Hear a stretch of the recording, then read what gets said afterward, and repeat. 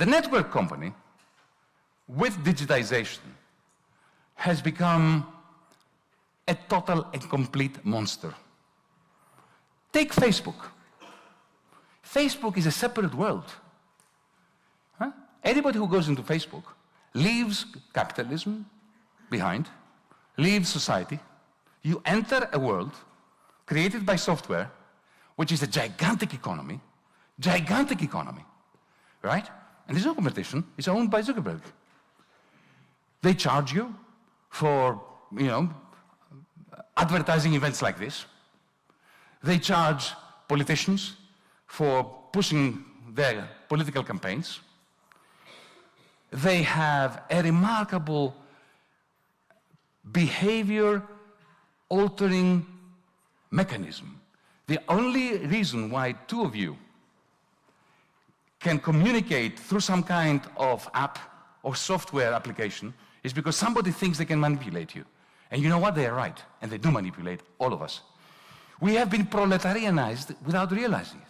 We all work posting stuff, on Twitter, on Facebook, and so on. What is the capital of Facebook? It's your posts. That is it. The proportion of the... do you know what is the proportion of Facebook's revenue paid to its workers? To its design. Do you know what it is? 1%. Even Walmart, that is the most exploitative large company in the world, pays 40% of its revenues to its workforce. Facebook only pays 1% because all of you work for Facebook. And you don't even know it. You are simultaneously the proletarian and the consumer. This is remarkable. There is no capitalism in Facebook. It's like the Soviet Union. It's Gosplan. There are 3 people who make all the decisions. And they are far smarter than the Soviet Union was, because the Soviet Union had to have the KGB, they had to threaten you, they had to send you to the Gulag if you didn't behave. Facebook doesn't need to do that. They don't need to do what the British India Company did, which is to have 200,000 soldiers. They have the American army. American capitalism, whenever there's a problem, they send the troops. And they're paid by the taxpayers, and some of them by us in Europe, or by Saudi Arabians, or whoever. So it's important, whatever your politics are, just to forget for the moment the economics without capitalism, because there is a real beast called capitalism that is doing things to our lives, and whose crises jeopardize both the planet and our soul. Back in the 1970s, I was always a leftist. Back in the 1970s, I remember the great conflict, political conflict, ideological battle, was between free marketeers who believed that the free market is a fantastic device for coordinating our preferences and allocating our resources, okay? But the objective was the satisfaction of the sovereign agent's preferences.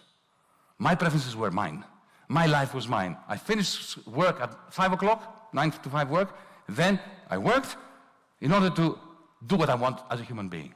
Now what we have is a situation where, with digitization, take young people, most young people fall in 2 categories.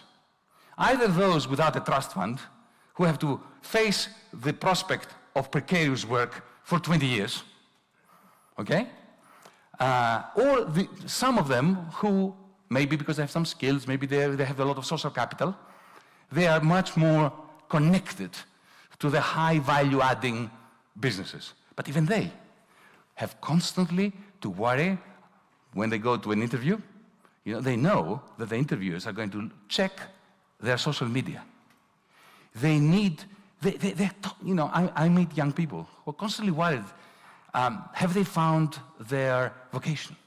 Because they go to interviews, and now there are these very, very modern-sounding interviewers who say to them, we want you to come and work for us if it's your passion. So they start worrying, what is my passion? And they're constantly trying to discover passions. They go to shrinks, they buy self-help books. This autonomy of the liberal individual has gone. Everybody now is trying to emulate everybody else's view of what should their passion be. That is a kind of tyranny that the KGB could never imagine. It's too cruel even for the KGB.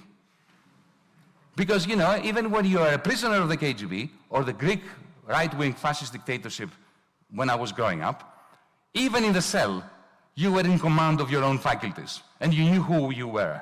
And they couldn't, as Immanuel Kant would say, they couldn't take this autonomy away from you, however small the cell in which you were incarcerated. Today, we're all free in the land of the unfree. That's, for me, where capitalism is.